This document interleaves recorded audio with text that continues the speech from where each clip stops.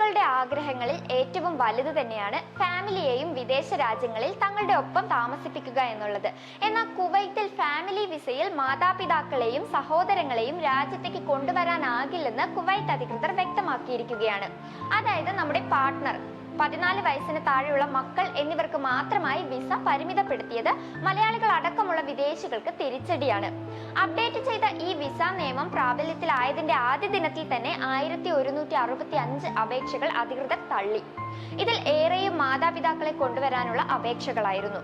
വിവാഹ ജനന ബിരുദ സർട്ടിഫിക്കറ്റുകൾ, രാജ്യത്തിലെ കുവൈത്ത് എംബസിയിൽ നിന്നും കുവൈത്തിലെ വിദേശകാര്യ മന്ത്രാലയത്തിൽ നിന്നും അറ്റസ്റ്റ് ചെയ്ത രേഖകൾ എന്നിവയാണ് ഫാമിലിയെ കൊണ്ടുവരാനുള്ള അപേക്ഷയിൽ നൽകേണ്ടത്.